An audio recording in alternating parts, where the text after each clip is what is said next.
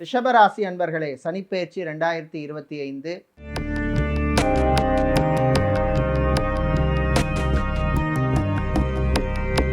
இந்த திருக்கணித பஞ்சாங்கம் படி நடைபெற இந்த சனிப்பெயர்ச்சி மார்ச் 29, 2025 இதில் நல்ல பலன்கள் கிடைக்கக்கூடிய ராசிகளில் நீங்களும் ஒருத்தர் அப்படின்னு நினச்சி சந்தோஷப்படுங்க. அதுக்கு உங்களுடைய ஜாதகத்திலையும் சனி பகவான் நல்லா இருக்கணும்.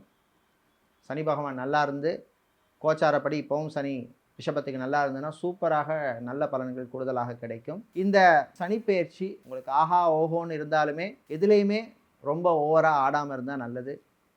எனக்கு டைம் தான் நல்லா இருக்கே, நான் புதுசாக ஒரு இடத்த வாங்குகிறேன், வீட்டை வாங்குகிறேன், காணியை வாங்குகிறேன், பூமியை வாங்குகிறேன்னு சொல்லி முயற்சி பண்ணுவீங்க.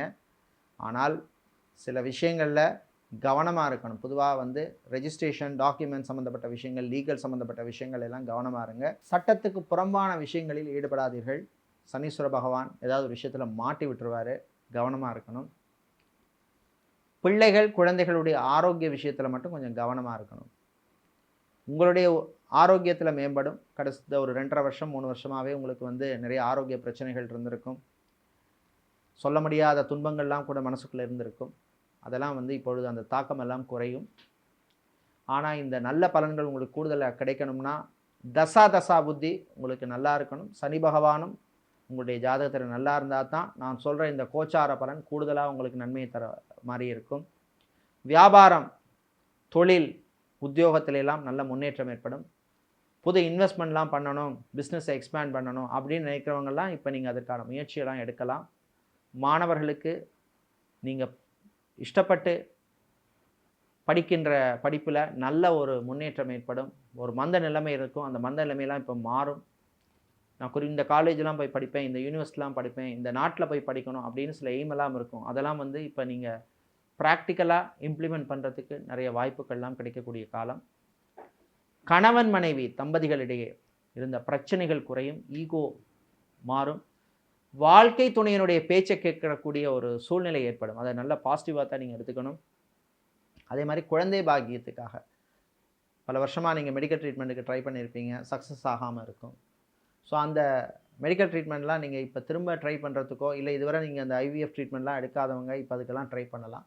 ஏற்கனவே நான் சொல்லியிருக்கேன், இந்த ஐவிஎஃப் ட்ரீட்மெண்ட்லாம் போகிறவங்க எப்போவுமே அது சக்ஸஸ் ஆகணும்னா சந்தான கோபால ஹோமம் பண்ணிவிட்டு பண்ணுங்கள். நிச்சயமாக அந்த ட்ரீட்மெண்ட் உங்களுக்கு சக்ஸஸ் ஆகும். ஸோ அதை மனசில் வச்சுட்டு ஐவிஎஃப் ட்ரீட்மெண்ட் பண்ணுறது நல்லது. அதே மாதிரி கல்யாண விஷயம், திருமண விஷயங்கள், கல்யாண விஷயங்கள்லாம் நல்ல முன்னேற்றம் ஏற்படும், நல்ல வரன்கள் கிடைக்கும். அதே மாதிரி டைவர்ஸ் சம்மந்தப்பட்ட விஷயங்களில் பிரச்சனை இருந்திருக்கும், ரொம்ப நாள் வருஷமாக உங்களுக்கு டைவர்ஸ் கிடைக்காமல் இருந்திருக்கும். இப்போ அதுலேருந்து ரிலீவ் ஆகி நல்ல ஒரு தீர்ப்பெல்லாம் வரக்கூடிய காலப்பகுதி. அதே மாதிரி எப்போவுமே இந்த கல்யாணம் விஷயங்கள்லாம் பொதுவாகவே சனி பகவான் எப்போவுமே ஆடம்பரத்தை விரும்ப மாட்டார், எளிமையை தான் விரும்புவார். அதனால் சனியினுடைய தாக்கம் உள்ளவர்கள் எப்போவுமே ரொம்ப ஆடம்பரமாக கல்யாணம் பண்ணாமல் நார்மலாக பண்ணுவது எப்பொழுதுமே விசேஷம். வெளிநாட்டில் வேலை பார்த்துட்டு இருக்கிறவங்க, வெளிநாட்டில் பிஆர் வாங்கிட்டு இருக்கிறவங்க, சிட்டிசனாக இருக்கிறவர்கள், இவர்களுக்கெல்லாம் இந்த காலப்பகுதி அனுகூலமான காலப்பகுதி. சொந்தமாக ஒரு ப்ராப்பர்ட்டி வாங்குறதுக்கோ, சொத்து வாங்குறதுக்கோ, இந்த மாதிரி விஷயங்களுக்கெல்லாம் அனுகூலத்தை தரக்கூடிய காலப்பகுதி. இந்த சனிப்பெயர்ச்சி காலப்பகுதியில் குரு பெயர்ச்சியும் வருது, ராகு கேது பெயர்ச்சியும் வருது. இதில் குரு ராகு கேதுவால் சில நன்மைகள் உங்களுக்கு கிடைக்கும். ராகு கேதுவால் பெருசாக உங்களுக்கு நன்மைகள் அவ்வளோ இருக்காது. குருவால் ஓரளவுக்கு சில நன்மைகள் தான் கிடைக்கும். அதனால் இந்த காலப்பகுதியில் நீங்கள் நினைத்ததை சாதிக்கக்கூடிய சில விஷயங்கள் எல்லாம் சனி பகவானால் நடக்கும். மந்த நிலைமை மாறும்.